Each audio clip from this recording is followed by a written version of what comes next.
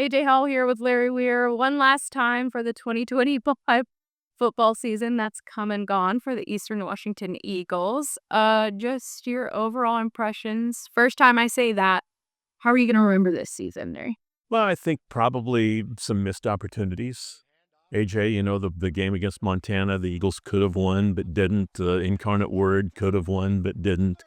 Northern Iowa could have won but didn't. So, you get two or three of those ball games and you're probably a playoff team.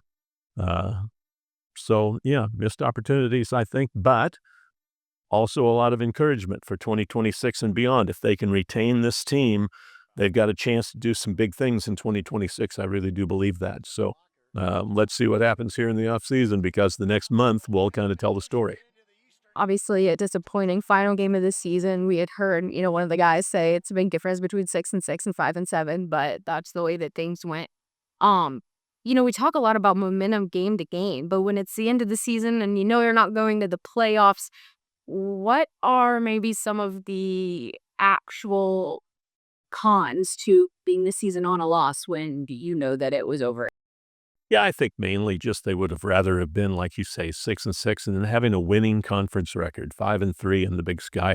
I think that would have been a big deal for them as well that season. So, I think basically it doesn't really matter that much because it wasn't going to send them to the playoffs and so forth. But you want to send your seniors out with a win in their last game, and I think it is a little easier early in the postseason to probably go in off a victory, and that would be like the last couple of weeks as they start their strength training for the 2026 season. But when you get into the actual winter ball, as they call it, in January, that's almost 2 months past at that point. So I don't think that's a big deal at all. You talked about, hopefully able to retain some of the players and just this team mentality, at least, that Arabest has talked so highly about. But coming off of signing day as well, what was your takeaway with I believe it's 14 people in the early signing period that the Eagles were able to get? I think really good. Out of the 14, 13 were high school kids.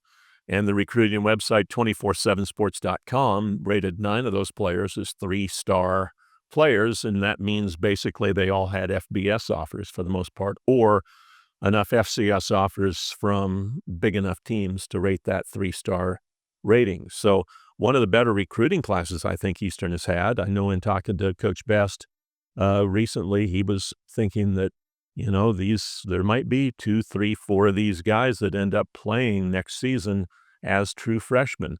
And that's not something that guys earn very much at Eastern. 3 players did last year, so we may see that many, or maybe, an extra person next year earning time on the field. And a lot will depend, too, on who stays and who goes there. It could be if more go, maybe more get an opportunity, or if more stay, maybe fewer get an opportunity. But I think it's very highly ranked recruiting class. I think it was a very good recruiting class sprinkled out through most of the positions.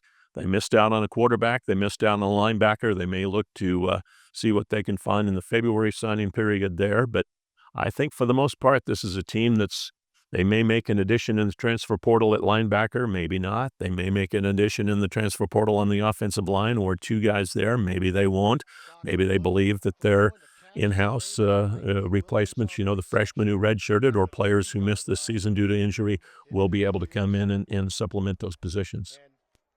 It really doesn't matter how a team does. It seems like there's always conversations around the coaching staff at the end of the season. If they do super well, they're like, oh no, what if they leave? If they don't do as well, oh no, maybe we need to look elsewhere. Obviously, Eastern's in a little bit more unique of a situation, a long time head coach still under contract, all of that, in a changing landscape just across the board. But when you have those conversations and you look at, and Aaron's very open about it, talking about, where Eastern was a couple seasons ago, somewhat maybe, if you want to call them rebuilding years, all of that. What has the conversation been that you've kind of been able to have and able to hear as far as like, all right, we're looking towards next season, but what might that mean for the people in charge? Yeah, that's a good point, AJ, because you want to retain, not only do you want to bring your players back as intact as possible, you want to bring your staff back as intact as you possibly can. I would think there's probably a few people that are looking at Coach Sanders at this point in time because of the success that the defensive unit had this past year, and in the end, the numbers were still on the high end, probably. So maybe he won't get as much look this year as he might next year if Eastern has the success. But I think still there will be some people sniffing around there because of the improvement the defense showed.